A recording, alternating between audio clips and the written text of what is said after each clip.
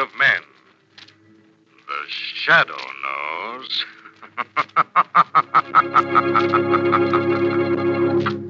Your neighborhood blue coal dealer brings you the thrilling adventures of the Shadow, the hard and relentless fight of one man against the forces of evil. These dramatizations are designed to demonstrate forcefully to old and young alike that crime does not pay. Government forecasts indicate that homeowners may face another winter of shortages of all type of fuel for home heating.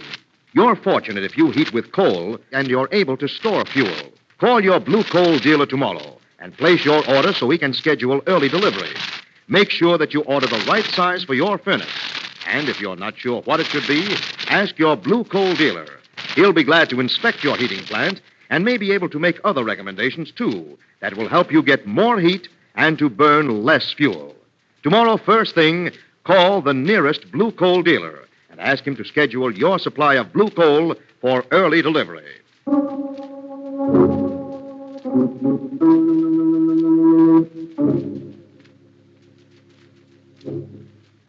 The Shadow, who aids the forces of law and order, is in reality Lamont Cranston, wealthy young man about town.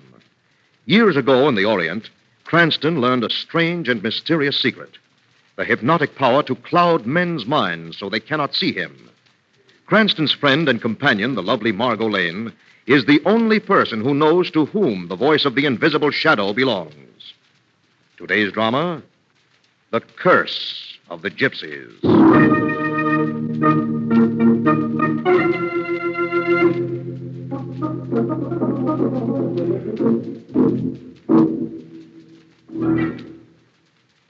For a dozen years, the old Stanfield mansion has been locked tight. Creepers have overgrown the walls. Dead branches scratch at the windows. And now, on a windswept night, 3 people, Elise King, the Stanfield heiress, her husband Stefan King, and a nurse are coming home. Stefan unlocks the door. And 3 walk into the long, deserted house. See, Elise, nothing in here but dust sheets and the musty smell of an old house. No gypsy curses, no ghosts, no... Oh! I was just closing the door, Mrs. King. I'll light a candle. Let there be light, huh? And the terror will end. There. No. No, it's worse now. Shadows looming everywhere. Ah, you're overwrought, my darling, and tired. Let's get you to bed. Take my arm on the stairs. Stefan, which room am I to sleep in? Your mother's. Where she was brought after that accident?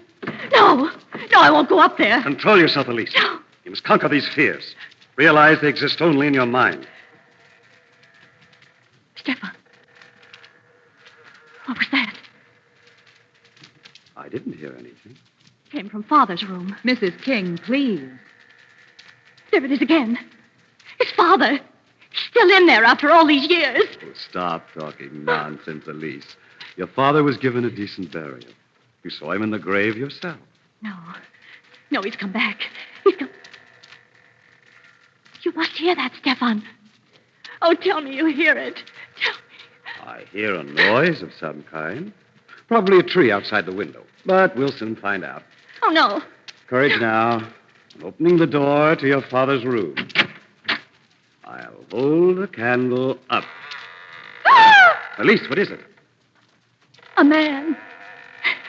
Hanging by the neck. Where? I don't see anything. Do you, nurse? No, Mr. King. I don't see anything.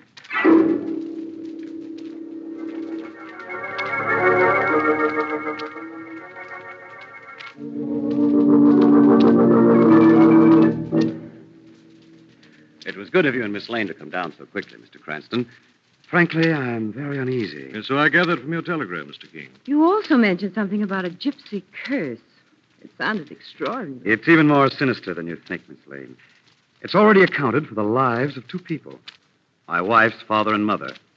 Now, I'm afraid that Elisa's life is threatened. Suppose you start at the beginning, Mr. King. Now, that takes us back a good many years. When George Stanfield, Elisa's father, was a young man, he fell violently in love with a gypsy girl. Eventually, he tired of her, though, and cast her off to marry Elisa's mother. Oh, dear, romance that went sour. Very sour, I'm afraid, Miss Lane. The gypsy girl became crazed with grief and took her own life. But not before she had put a curse on George Stanfield and his family. Curse, eh? What was the nature of this malediction? That all three of the Stanfields, father, mother, and daughter, should die by violent deaths, Mr. Cranston. How horrible. So far, it has worked out to the letter. Lisa's mother was killed in a strange riding accident. And Elisa's father? Death by hanging in this very house. Apparently suicide. Yet he had no reason for doing away with himself. He left no suicide note. I see. There was another suspicious circumstance surrounding each death. The Gypsies were encamped across the hill. The Gypsies? They make their winter headquarters here each year, Miss Lane. Oh. And they're back now. In that case, it seems a little strange you brought your wife back to this environment, Mr. King. I did it deliberately on good medical advice. I wanted to prove to Elise that there was no basis for the neurotic fear she developed. At least, that's what I thought 4 days ago. I see. And what's happened in the meantime? Well, the first night we arrived, she saw, or thought she saw, the body of a man hanging in her father's room. All in her mind, of course, But it wasn't all in my mind, Stefan. Elise. There was somebody in that room. Elise, dear, please. I have proof now. I went back in that room. I forced myself to go back in. I was so sure of what I'd seen. You were very brave, my dear. Now, let me introduce our guests. Oh. Miss Lane and Mr. Cranston, my wife. How do you do, Mrs. King? How do you do? Say you found something in your father's room, Mrs. King? Yes, Mr. Cranston. I picked this up from the floor. A brass earring. Extraordinary. It must have been lying there unnoticed ever since the house was locked up. I doubt it, Mr. King. It would have tarnished in that time. You mean... Still brightly polished. Couldn't have been dropped there more than 4 days ago. And somebody's been playing tricks on my wife. The Gypsies. We'll know more about that, Mrs. King, when Margot and I visited their camp. Come on, darling. All right, but there isn't much hope of finding the one gypsy with the missing earring. Perhaps, unless we get help from the gypsy fortune teller.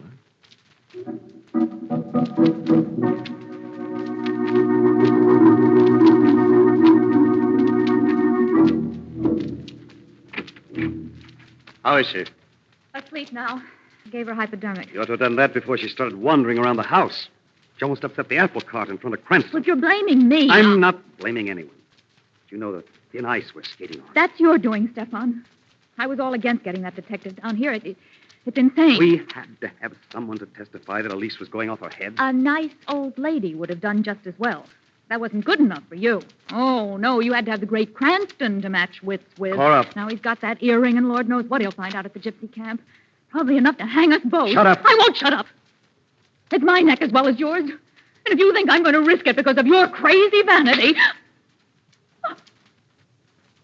Stefan.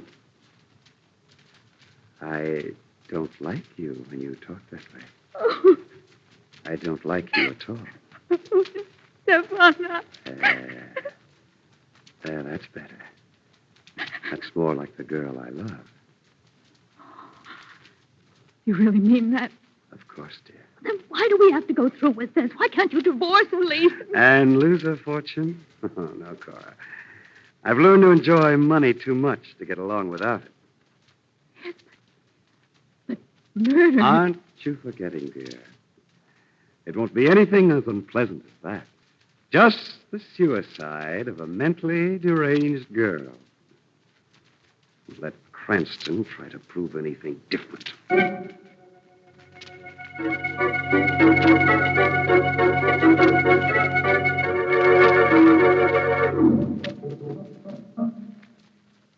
So, you have found the gypsy earring, Mr. Cranston. And you are very concerned over who might have lost it, huh?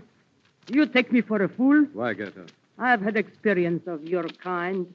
Snooping outsiders only mean one thing to gypsies. Trouble. There'll be more trouble if you refuse to give me information. And a murder takes place at the Stanfield mansion. Stanfield? Then it is true. Just as the cards told me. Ruby has come back. Ruby? The gypsy girl George Stanfield drove crazy 30 years ago. She swore she would come back from the grave to destroy him and his dear one. But that's impossible. Is it? Remember, she came back twice before, and each time it was in the cards. Look, I deal them out again, and you can see for yourself. There. She is guiding my hand. The black ace. Followed by the queen. It is certain death, I tell you. She's here. Ruby's here. Back from the grave. What? Take it easy, lady. You live longer. Come in, Grandino. I was hoping you would drop around. I got some extra special customers tonight. Miss Lane and Mr. Cranston, the detective. You don't say. Any little murders you once solved, Mr. Cranston? Is that your specialty, Grandino? Sure.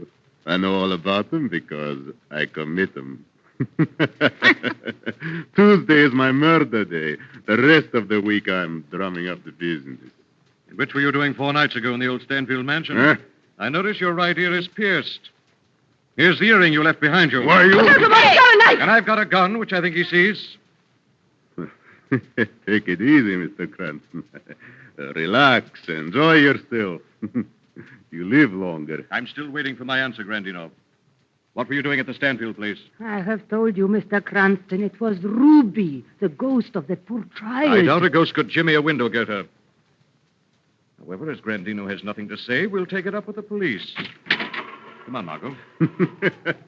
You're funny, Mr. Cranston. Very funny. I'm glad you think so. I usually play for the last laugh. Well, Lamont. They're both of them mixed up in it. You notice the way Gerda suddenly changed character when I mentioned the Stanfield mansion? Yes. I became the weird old fortune-telling mystic. But why, Lamont? My hunch is she was trying to protect someone. All right, darling, this is far enough. Into the shadow of this wagon. Then we're not going to the police? No, I just threatened that to put the pressure on Grandino. It's up to him to make the next move. Look, there he goes now, leaving Gertrude's wagon. Yes. Apparently in a great hurry to get someplace. We're going to follow him, Margot, but be careful. Remember, he's got a knife. More than likely, he knows how to throw it.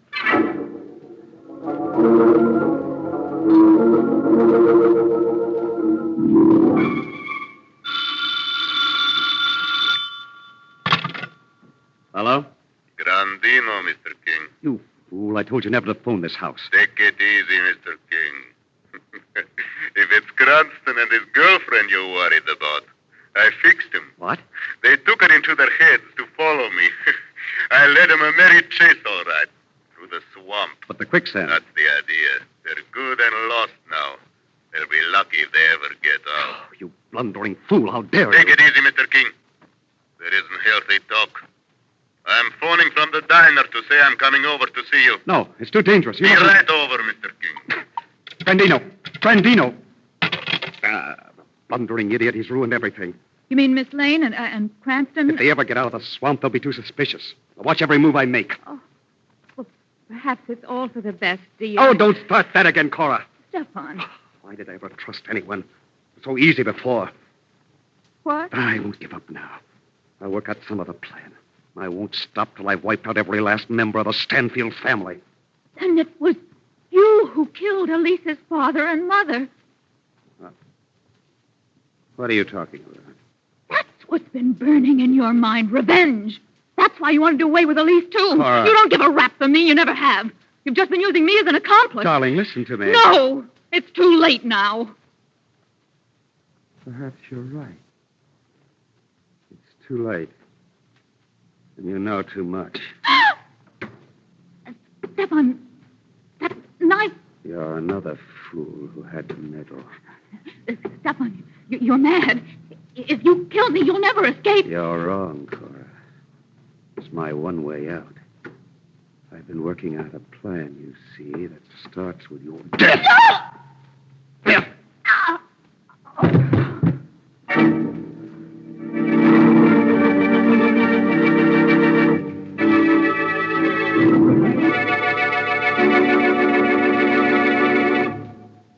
We will return to the shadow in just a moment. Folks, if you do not have a Blue Coal Temp Master automatic heat regulator on your furnace, you're missing plenty. You are missing the wonderful work-saving ease that automatic temperature control gives. The Temp Master eliminates every trip to the basement to adjust furnace dampers. And you're missing, too, the even, healthful, steady heat that only automatic temperature control can give. The Temp Master, with its electric eye thermostat, is on the job every minute all day long. It's far more sensitive to temperature changes than your body and keeps your home exactly at the temperature you set on the upstairs thermostat.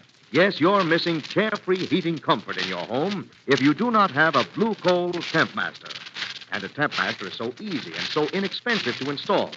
You really can't afford to be without one. Actual records prove that a Temp Master saves so much fuel, it can easily pay for itself in a single winter. So tomorrow, call at your nearest Blue Coal dealer and ask him to demonstrate the Temp Master in your home. There is no charge or obligation. Your Blue Coal dealer is listed in the classified section of the telephone directory. Now, back to the shadow.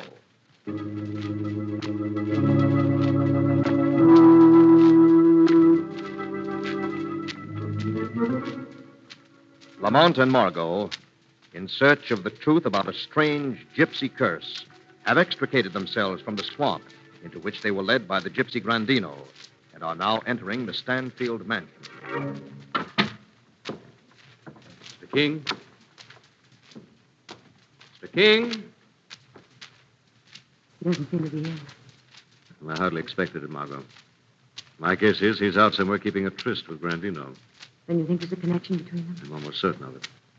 Our first job is to get Elise out of this house and to safety. After that, we can complete our case against the other two. Let me see. I think this was her room. Yes, she was moved downstairs. Seems to be something holding the door. Maybe Elise moved a chair up against it. Doesn't feel like it. Yeah, now we can get through. It's so dark. Just a minute. Here's a switch. Lamont. So that's what was holding the door. The body of the nurse. The knife. Yes, Grandino's knife by the looks of it. Look at the room, all torn up as if there'd been a struggle. Grandino must have come in for Elise, and the nurse died defending her. Anyway, Elise is gone now. Must have been carried out through this open window. Yes, there's dirt on the ledge. Now, come on, Margot. All we can do is follow. I'll go first. Be careful, darling. I'll give you a hand down. Here I come. We'll try the garage first, see if the car is gone. It's just possible. What was that? Over there, it's Mr. King. He's been hurt, Lamont. That gash on his forehead. Mr. King, you hear me? Oh, Mr. Cranston, help me out. There you are. Now, what happened, Mr. King? I heard a noise outside, came out here to investigate. There was a scream from Elisa's room. I ran up to the window and something hit me. I don't remember. Elise is gone, Mr. King. What? Oh, they've taken her. Easy, Mr. King. Margot and I are going after Elise now. Come on, darling. The gypsies, Mr. Cranston. The gypsies. It's clear now what's happened. Whatever game Mr. King was playing with Grandino, it backfired. Grandino must have kidnapped Elise, probably for ransom. Probably taken her back to the gypsy camp.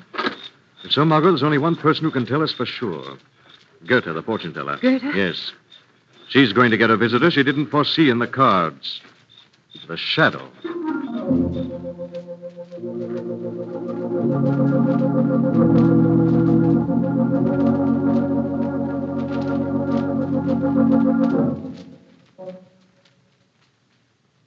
Why did you bring me down to the wine cellar, Grandino? I wanted a private talk with you, Mr. King. Well? 5,000 is not enough, Mr. King. But that was our bargain. Now Grandino is changing the bargain. $5,000 was all right when I was just playing tricks on your wife, like pretending to hang myself. And a mess you made of that, dropping your earring. But now I've gone on to bigger stuff. I've become an artist, you might say. The Botticelli of the blackjack. That's a beautiful wound you have on your forehead. You didn't have to hit me so hard. You almost broke my skull. It made a monkey out of Cranston. He's off chasing me now, looking for your wife. And all the time she's lying here doped in the wine cellar. Yes, Mr. King. That ought to be worth a lot of money to you. How much do you want? $25,000. What? You can afford it. You'll be a rich man soon. A fortune all to yourself, left by your poor, dead wife. I'll think about it. Another glass of wine? Yeah. Makes you thirsty looking at these big vats. Here's to success. Mud in your eye, Mr. King. It's good stuff. Well, Mr. King, thought it over? What? For 25 grand. Oh, yes. Yes, I've come to the conclusion, Grandino. You won't need that much money. You're funny, Mr. King. You make jokes. In fact, very soon now, you won't need any money at all. Very soon. What did you put in that wine? It works fast. You should have stuck to your blackjack, Grandino, and left blackmail alone. You're funny, Mr. King. Very funny. You'll get a gypsy burial, Grandino. Your body in the swamp. And then, Elise, I'll be ready for you.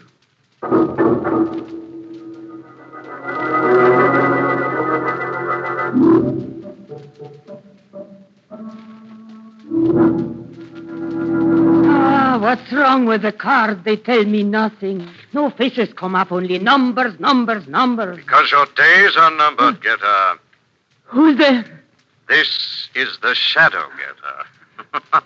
I hear a voice from nowhere. Shadow is right here beside you. What do you want with me? Where is Elise King?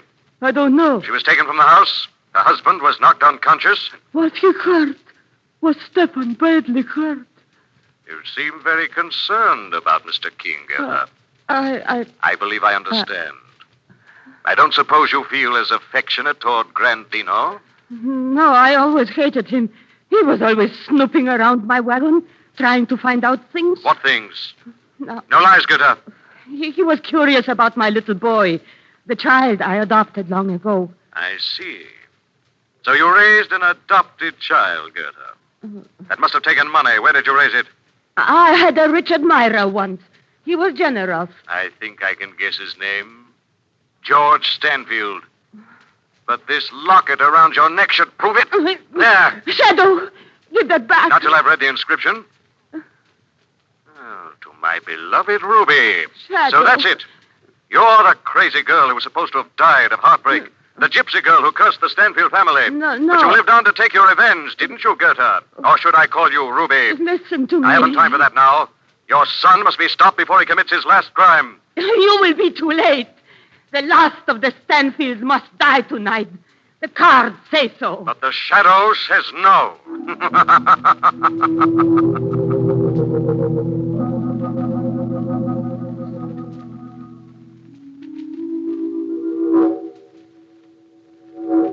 What are we doing up here, Stefan? I have a surprise for you, Elise. In the attic? Yes.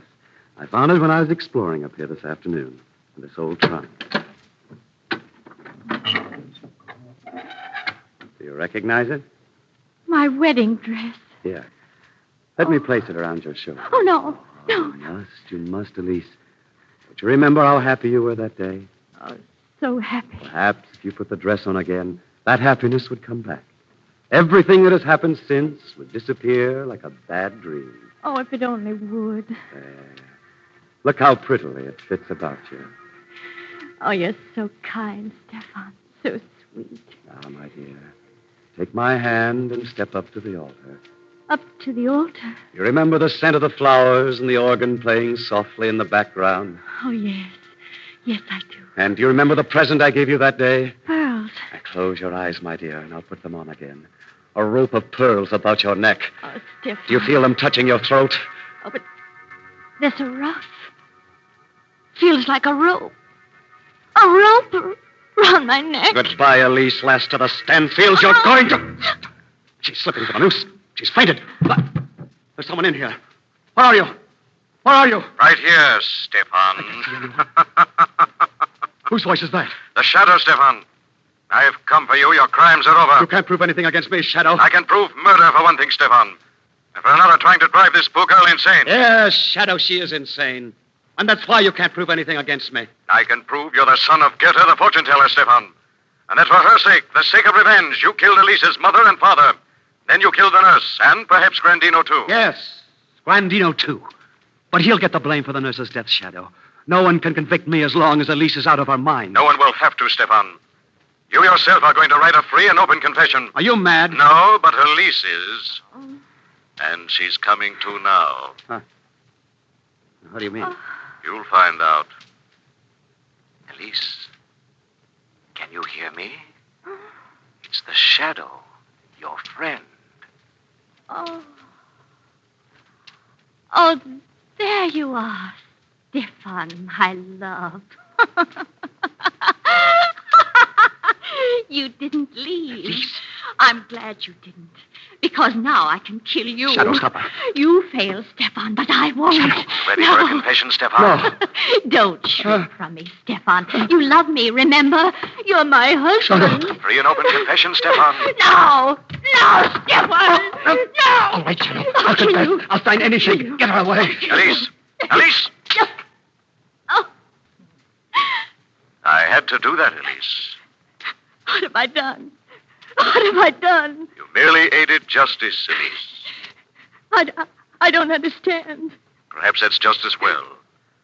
Soon you'll be completely well again and will hardly remember the horror you suffered from a man named Stefan King, who by then will have died in the electric chair.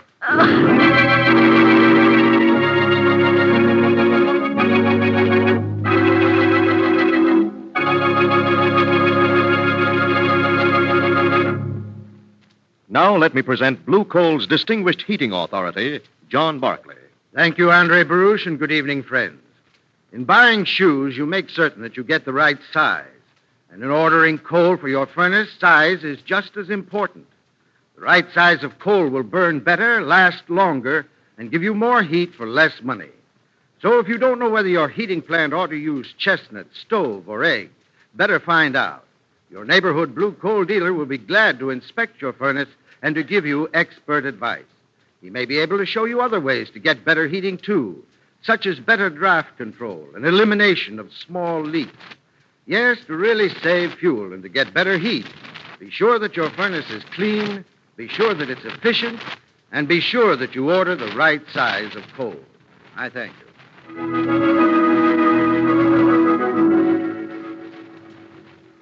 This story is copyrighted by Street and Smith Publications, Incorporated. The names, characters, places, and plot are fictitious. Any similarity to persons living or dead is purely coincidental. Again, next week, The Shadow will demonstrate that The weed of crime bears bitter fruit. Crime does not pay. The Shadow knows.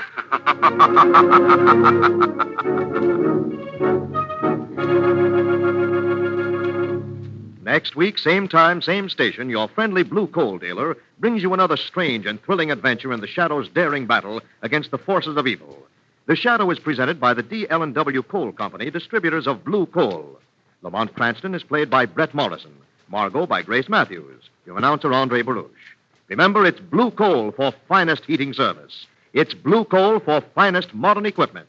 It's blue coal for the best home heat money can buy.